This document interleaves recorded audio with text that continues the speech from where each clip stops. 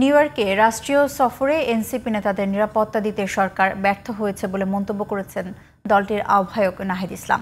তিনি বলেন, ডিম নিক্ষেপের দায় সরকার এড়াতে পারে না, তাই দায়িত্ব পালনে ব্যর্থদের পদত্যাগ দাবি করেছেন এনসিপির আহ্বায়ক। বলেছেন, রাজনীতি বা নির্বাচনে ফিরতে পারবে না আওয়ামী লীগ। মাহমুদ সোহেলের রিপোর্ট। দলের সদস্য সচিব আক্তার হোসেনকে যুক্তরাষ্ট্রে লাঞ্ছিতের প্রতিবাদে মঙ্গলবার বিকেলে নিজেদের কার্যালয়ে সংবাদ সম্মেলন করে জাতীয় নাগরিক পার্টি এনসিপি। এ সময় নিউ ইয়র্কের ঘটনার নিন্দা জানান দলের আহ্বায়ক নাহিদ ইসলাম। তিনি বলেন, হাজারো তরুণকে হত্যা করে আওয়ামী লীগ বাংলাদেশের রাজনীতি বা নির্বাচনে ফিরতে পারবে না। ফ্যাসিবাদ বিরোধী সব শক্তি একসাথে তাদেরকে প্রতিহত করবে বলেও মন্তব্য করেন তিনি। দেশের কোনো রাজনীতিবিদ আওয়ামী লীগকে নির্বাচনে আনার ষড়যন্ত্র করছে। আমরা স্পষ্টভাবে বলতে চাই, আওয়ামী লীগকে নির্বাচনে আনার অথবা আওয়ামী লীগকে রাজনীতিতে পুনর্বাসন করার কোনো সুযোগ নাই। যারা এটা করার চেষ্টা করবে, জনগণ তাদের বিরুদ্ধেই দাঁড়াবে, তাদের রাজনীতি বাংলাদেশ থেকে নাই হয়ে যাবে।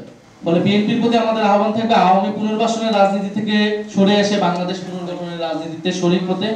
এ ঘটনায় সরকারি কর্মকর্তাদের গাফিলতি ছিল দাবি করে অভিযুক্তদের শাস্তি দাবি করেছেন নাহিদ ইসলাম। এই ঘটনাগুলোর সাথে প্রশাসনের বিভিন্ন কর্মকর্তা জড়িত, ভিতর থেকে এই ইনফরমেশনগুলো লিক করা হয় এবং পররাষ্ট্র মন্ত্রণালয় থেকে নিরাপত্তা প্রদানের যে ধরনের ব্যবস্থা নেওয়া হয়েছিল, সেই ব্যবস্থাগুলো যথাযথ ছিল না বলেই গতকালের ঘটনা ঘটতে পেরেছিল। ফলে আমরা এর নিন্দা এবং প্রতিবাদ জানাচ্ছি এবং সরকার এবং পররাষ্ট্র উপদেষ্টার কাছে জবাবদিহিতা চাইছি।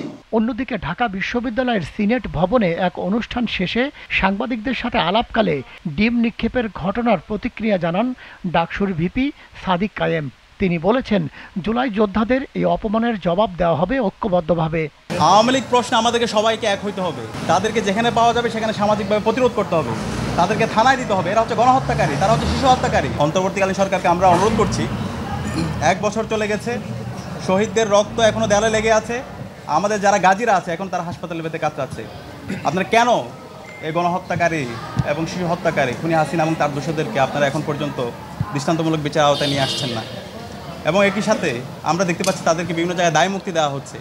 এখন পর্যন্ত ফ্যাসিবাদের দোষরা বিভিন্ন জায়গায় বসে আছে, তারা অ্যাডমিনিস্ট্রেশনে বসে আছে, তারা বিচার বিভাগে বসে আছে, বিশ্ববিদ্যালয়ে তারা বসে আছে। আমরা ঢাকা বিশ্ববিদ্যালয় থেকে ফ্যাসিবাদের সকল দোষরদের বিরুদ্ধে আমরা জিরো টলারেন্স ঘোষণা করছি। Mahmud Sohel, GTV news, Dhaka.